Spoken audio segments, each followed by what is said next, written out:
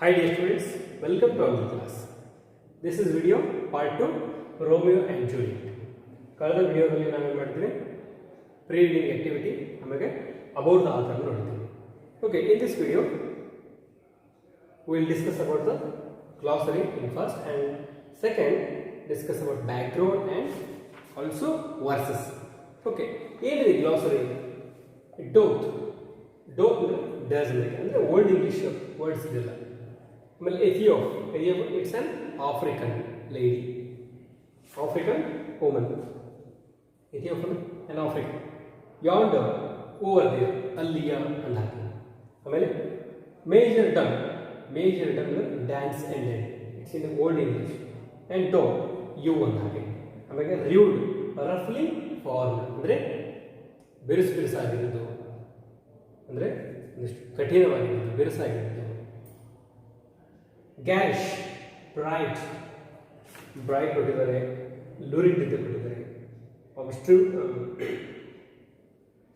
ಆಬ್ಟ್ರಿಸಿವ್ಲಿ ಅಂದರೆ ಉಜ್ವಲವಾಗಿ, ಕಣ್ಣು ಕೊರೆಯಿಸ್ತಕ್ಕಂಥದ್ದು, brightly. Okay, ಈಗ ಗ್ಲಾಸರಿಯಿಂದ ನೋಡ್ಬೋದು. Let's come to the background. Page number 1. Background. Two noble families of Verona, the Capulet and Montego, were staunch enemies.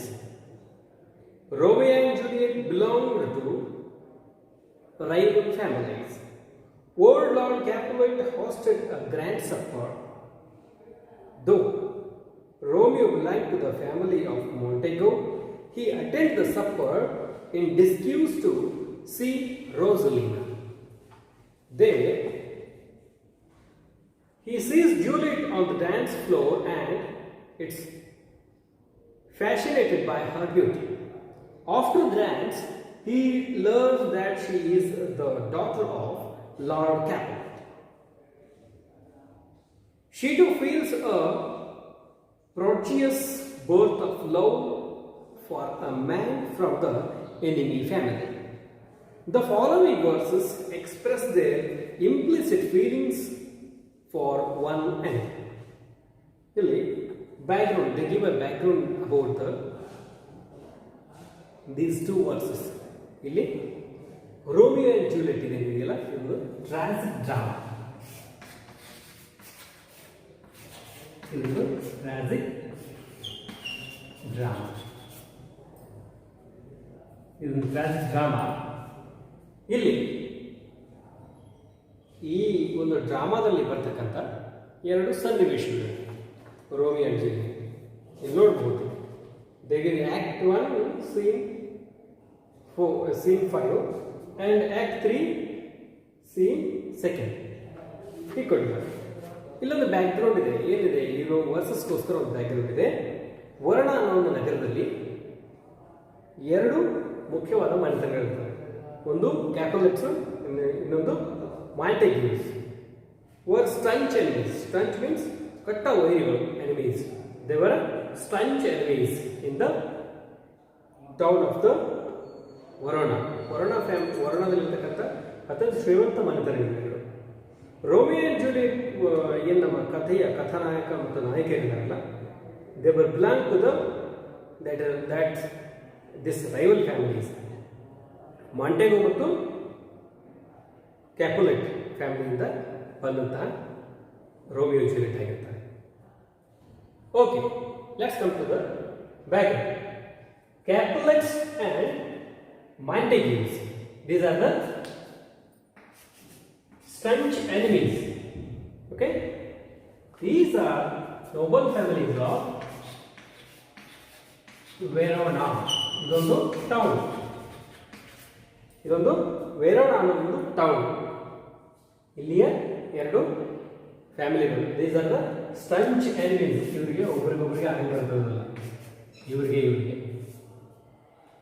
ಏನು Romeo Juliet ಇದೆ ನಾವು ಓದ್ತಿದ್ದೀವಲ್ಲ, ಇವರು ಎರಡು ಫ್ಯಾಮಿಲಿಯಿಂದ ಬಂದವರು.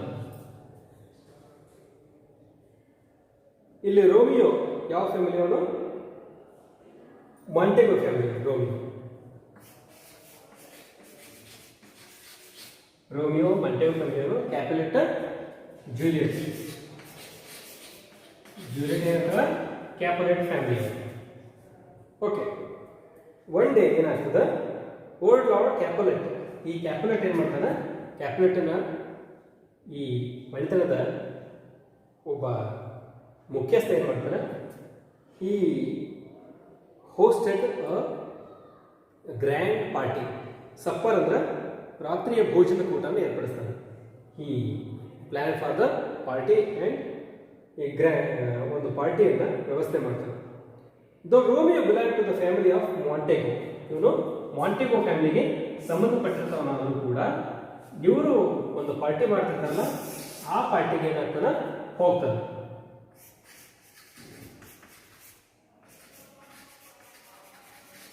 ಗ್ರ್ಯಾಂಡ್ ಸಫರ್, ಈ ಸಫರ್ಗೆ ಏನು ಮಾಡ್ತಾನೆ, ರೋಮಿಯೋ ಎಂಟ್ರಿ ಕೊಡ್ತಾನೆ. ಬಿಕಾಸ್ ಯಾಕೆ ಬರ್ತಾನೆ ಅಂದರೆ, he attended the supper and discussed to see Rosalina. ಈ ರೋಮಿಯೋ ಏನಂತಂದ್ರೆ ಮೊದಲು ರೋಸಲಿನಾ ಅನ್ನುವಂಥ ಒಂದು ಹುಡುಗಿಯನ್ನ ಲವ್ ಮಾಡ್ತಿರ್ತಾನೆ. ರೋಸಲಿನಾ ಯಾರು, ರೋಸ್ಲೈನ್ ಅನ್ನುವಂಥ ಒಂದು ಹುಡುಗಿಯನ್ನ ಪ್ರೀತಿಸ್ತಿರ್ತಾನೆ. ಈ ಹುಡುಗಿ ಎಲ್ಲಿರ್ತಾಳೆ ಅಂದ್ರೆ ಈ ಕ್ಯಾಪುಲೆಟ್ ಫ್ಯಾಮಿಲಿಯ ಪಾರ್ಟಿಗೆ ಬಂದಿರ್ತಾರೆ, ಗ್ರ್ಯಾಂಡ್ ಸಪ್ಪರ್ಗೆ ಬಂದಿರ್ತಾರೆ. ಅತಿಥಿಗೋಸ್ಕರ ಏನು ಮಾಡ್ತಾರೆ, ಇವರು ಒಂದು ಪಾರ್ಟಿಯನ್ನು ಮಾಡಿರ್ತಾರೆ. ಆ ಪಾರ್ಟಿಗೆ ರೋಸಲಿನಾ ಬಂದಿರ್ತಾರೆ. ರೋಸಲಿನಾ ನೋಡಲಿಕ್ಕೆ ರೋಮಿಯೋ ಈ ಪಾರ್ಟಿಗೆ ಬರ್ತಾರೆ. ಬಂದಾಗ ಏನಾಗ್ತದೆ, he sees Juliet on the dance floor and fascinated by her beauty. ರೋಸ್ಲಿನಾ ನೋಡ್ಲಿಕ್ಕೆ ಬಂದಿರ್ತಾನಂದ್ರೆ ರೋಸ್ಲಿನಾ ಪ್ರೀತಿಸಿರ್ತಾನೆ ಇವ, ಆದರೆ this was a one sided love ಆಗಿರ್ತದೆ. ಆದರೆ ರೋಸ್ಲಿನಾ ಅವನನ್ನು ತಿರಸ್ಕರಿಸಿರ್ತಾಳೆ. ಬಟ್ ಅವಳ ಮೇಲಿನ ಪ್ರೀತಿಗಾಗಿ ಆತ ಆ ಪಾರ್ಟಿಗೆ ಬಂದಿರ್ತಾನೆ. ಪಾರ್ಟಿಗೆ ಬಂದಾಗ ಅಚಾನಕ್ಕಾಗಿ ಏನು ಮಾಡ್ತಾನೆ, ಸ್ಟೇಜ್ ಮೇಲೆ ಡ್ಯಾನ್ಸ್ ಮಾಡ್ತಕ್ಕಂಥ ಜೂಲಿಯಟನ್ನು ನೋಡ್ತಾನೆ. ಜೂಲಿಯಟನ್ನು ನೋಡಿದ ತಕ್ಷಣ ಅವಾಗೇನಾಗ್ತದೆ, ಅವಳ ಬ್ಯೂಟಿಯನ್ನು ಕಂಡು ಭಾರಿ ಫ್ಯಾಷನೇಟ್ ಆಗ್ತಾನೆ. ಅವನಿಗೆ ಭಾಳ ಮೋಹಗೊಳ್ತಾನೆ, ಮಂತ್ರ ಮುಗ್ಧಗೊಳ್ತಾನೆ. ಅವ ಏನು ಮಾಡ್ತಾನೆ, ಭಾವಪರವಶನ ಆಗ್ಬಿಡ್ತಾನೆ. ಯಾರ್ದು ಬ್ಯೂಟಿ ನೋಡಿ, ಜೂಲಿಯಟ್ನ beauty. After the dance he learns that she is the daughter of the Lord Capulet. Dance ಮುಗಿದ ಮೇಲೆ ಗೊತ್ತಾಗುತ್ತೆ, ಓ she is belong to the Capulet family. That Capulet family and Montegos are the rival enemies, I already told you. ಇವಳು ನನ್ನ ವೈರಿ ಕುಟುಂಬದ ಮಗಳು ಅನ್ನೋದನ್ನ ಅರ್ಥ ಮಾಡ್ಕೊಳ್ತಾನೆ. She too feels a prodigious birth of love for a man from the enemy family. ಅವಳು ಯಾಕೆ ಹುಟ್ಟಿದ್ದಾಳೆ, ಇಲ್ಲಿ ಏನು ಬ್ಯಾಕ್ಗ್ರೌಂಡಲ್ಲಿ ಏನು ಹೇಳ್ತಾರೆ, ಅವಳು ಹುಟ್ಟೋದೇ ಈ ರೋಮಿಯೋಗೋಸ್ಕರ. ಅವಳು ಹುಟ್ಟಿರೋದೇ ರೋಮಿಯೋಗೋಸ್ಕರ ಅನ್ನೋಷ್ಟು ಚೆಂದ ಆಗಿದ್ರು. ಅವಕ್ಕೆ is that much of beauty, ಎಷ್ಟು ಸುಂದರವಾಗಿದ್ದರು. ಅವಳು ಹುಟ್ಟೋದೇ ಎನಿಮಿ ಫ್ಯಾಮಿಲಿಯ ರೋಮಿಯೋಗಾಗಿ ಅನ್ನೋದನ್ನು ಬರೀತಾರೆ. The following versus express there implicit feelings for one another. What they are giving the following versus, Romeo and Juliet ಏನು ವರ್ಸಸ್ ಇದೆ ಇಲ್ಲ, ಈ ವರ್ಸಸ್ ಏನಿದೆ ಅಂದರೆ ದರ್ ಎಕ್ಸ್ಪ್ರೆಷನ್. ಅವರು ತಮ್ಮ ಮನಸ್ಸಿನಲ್ಲಿರ್ತಕ್ಕಂಥ ಏನು ಭಾವನೆಗಳನ್ನು ವ್ಯಕ್ತಪಡಿಸಲಿಕ್ಕೆ ಒಂದಿಷ್ಟು ಏನು ಮಾಡಿದ್ದಾರೆ, ಇಲ್ಲಿ ವರ್ಸಸ್ ಅನ್ನು is mainly these versus selected by the drama, tragic drama. ಏನು ಒಂದು ದುಃಖಾಂತ ನಾಟಕ ಇದೆ, ಆ ದುಃಖಾಂತ ನಾಟಕದಿಂದ ಈ ಒಂದು ಈ ಎರಡೂ ವರ್ಸಸ್ಸನ್ನು, ಈ ಪದ್ಯದ ಭಾಗಗಳನ್ನು ಆಯ್ಕೆ ಮಾಡಿಕೊಳ್ಳಲಾಗಿದೆ. Okay, let's come discuss on the versus. ಇಲ್ಲಿ ರೋಮಿಯೋ ಹೇಳ್ತಾನೆ, ಯಾರನ್ನು ನೋಡಿ, ಡ್ಯಾನ್ಸ್ ಫ್ಲೋರ್ ಮೇಲೆ ಜೂಲಿಯಟ್ ನಿಂತು ಡ್ಯಾನ್ಸ್ ಮಾಡ್ತಿರ್ತಾಳೆ. ಆ ಡ್ಯಾನ್ಸನ್ನು ನೋಡಿ he ಫ್ಯಾಷನೇಟೆಡ್ ಬೈ ಹರ್ ಬ್ಯೂಟಿ.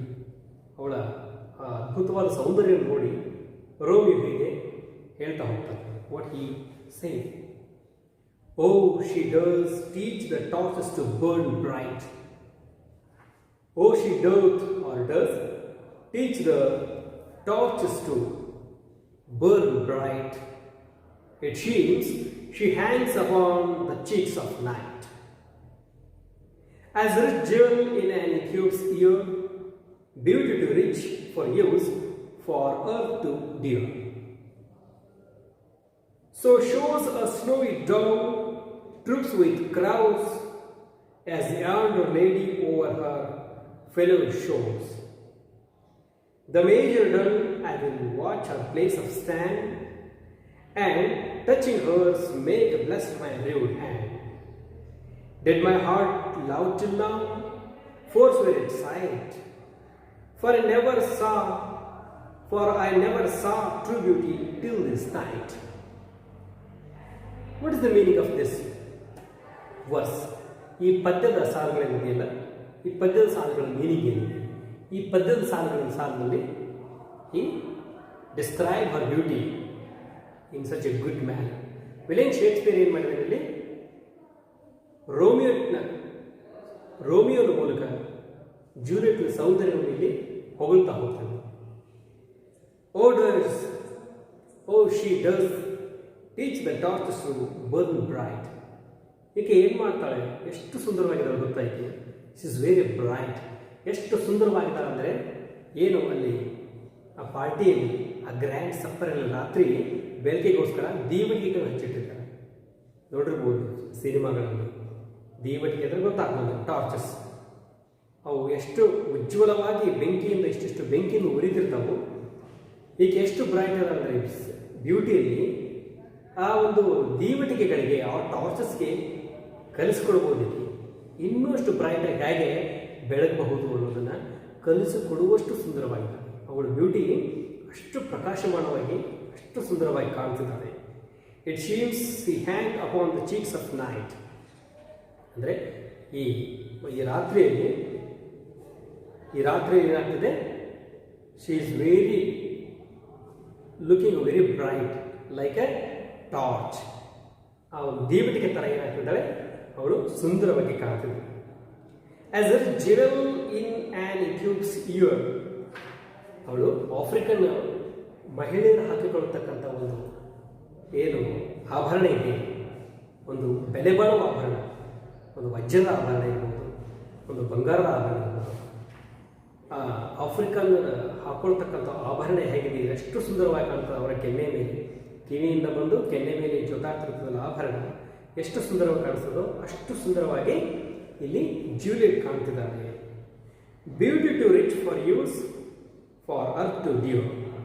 ಭೂಮಿ ಮೇಲಿನ ಎಲ್ಲ ಆಭರಣಗಳು ಹೇಗಿದೆ, ಎಷ್ಟು ಬೆಲೆಬಾಳ ಆಭರಣಗಳನ್ನೆಲ್ಲ ಆ ಆಭರಣ ಥರ ಇಲ್ಲಿರ್ತಕ್ಕಂಥ ವಜ್ರದ ಥರ.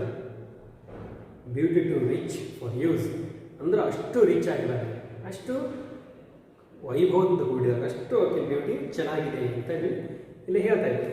So shows a snowy dove drooping with crows. ಒಂದು ಬೆಳ್ಳನೆ ಪಾರಿವಾಳ.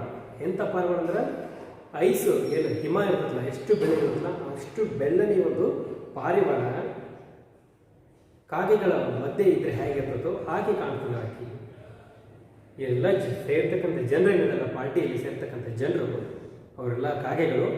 ಅಲ್ಲಿ ಕಾಣ್ತಕ್ಕಂಥ ಜೂಲಿಯಟ್ ಅವಳು ಹೇಗಿದೆ ಅಂದರೆ ಬೆಳ್ಳನೆ ಶ್ವೇತ ಪಾರಿವಾಳ ಥರ ಕಾಣ್ತಿದ್ದಾಳೆ ಅಂತ ಹೇಳ್ತಿದ್ದಾರೆ.